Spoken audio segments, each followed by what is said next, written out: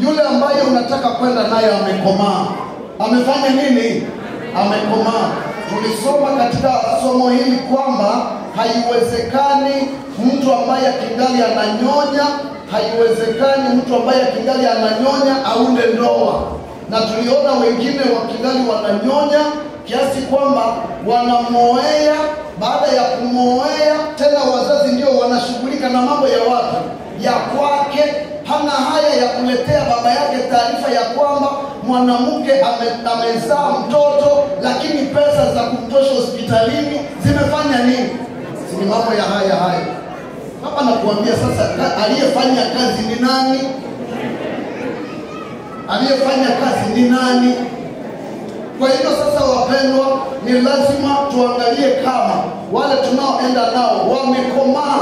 Na sasa somo letu la leo nilipenda tuweze kuzungumza kuhusu ukomavu unaohitajika.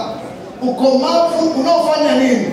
Unaohitajika kwa wanandoa, na hii ndizo nguzo 5 za usitawi wa ndoa. Ukomavu unaohitajika ndizo nguzo 5 ambazo zinahitajika katika nini, wapendwa? Katika ndoa. Na hapo ndipo tunataka kila mmoja awe akichunguza haya mambo. Sio kwamba tu uamke asubuhi unasema sasa na mimi ninaenda kuwa mama, uamke asubuhi mimi ninaenda kuwa baba. Ujue ya kwamba tumeona kwamba ndoa ni jukumu. Ndoa ni nini? Ni jukumu. Na Biblia inasema utaacha baba na mama, na tumesema kwamba ni lazima uache baba katika mambo yote.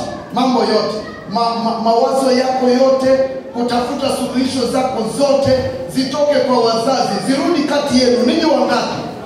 Wawili. Sasa kama umechagua mtu ambaye bado hajakomaa, yeye atakuwa kama kitoto cha ndege, kwamba sasa yeye anakaa pale anangoja bado baba hayakuja, hayaleta nini? Chakula. Yeye akikuona tayari kinywa kinafanya nini? Kinafungulika. Na ndio maana tulisema katika kizazi chetu leo ni hatari sana, kwa sababu watu wamezania kwamba ndoa ni makimbilio. Endapo na wale wanaokuwa katika ndoa wanatamani wafanye nini? Watoroke. Wanatamani watoroke. Ikiwa kuna uwezekano wa kutoroka usiku, wengine wanaweza amka na asubuhi mapema unakuta alishafanya nini? Alishaenda. Kwa sababu haone watoto watakula nini kesho, haone kama mke atavaa nini kesho. Anaona mambo yote yamekuwa mazito na anaamua kusema basi mbakie hapa, mimi naenda kutafuta maisha. Kule kwenye anatafuta maisha anakimbia. Usizani anaenda kutafuta maisha, anafanya nini? Anakimbia. Atakapokimbia huko siku nyingi utasikia habari zake kwamba amepata tena wa kumpigia chakula, wa kumfulia mavazi. Wewe unapozubaa hapa unangoja sasa mama alete chakula wakati haiko sasa. Ndio maana tunasema ukomavu unaohitajika kwa wanandoa. Ukomavu unaohitajika kwa wanandoa ni nini? Jambo la kwanza, na ni lazima tufahamu maneno haya kama wazazi, kwa sababu sisi wazazi nasi pia tunatatiza watoto wetu. Unapoanza ona magonjwa yanakujia, unasema inaonekana nitakufa, inabidi huyu mtoto afanye nini? Aoe. Sasa magonjwa yanaacha mtu amekomaa, yanamkomalisha mpaka sasa aoe. Unadhani sasa kisha oa mke wake atakuwa dawa kwako namna gani? Kwa hivyo sasa unaweza kumuingiza tena katika shida. Ukomavu wa kwanza ni ukomavu wa kimwili. Ukomavu wa nini sasa? Wa kimwili. Ukomavu wa kimwili. Na hapa nilisema kwamba ukomavu wa kimwili, mwili ambao haujapevuka, ule mwili ambao haujamaliza kutoka mle ndani, kubeba majukumu ya mume au mke ni vigumu. Nilitamani nielewe sasa haya maneno katika lugha ya Kifaransa, kwa wale wanaosoma Kifaransa, kwamba un corps immature ne peut pas porter les responsabilités d'une vie conjugale.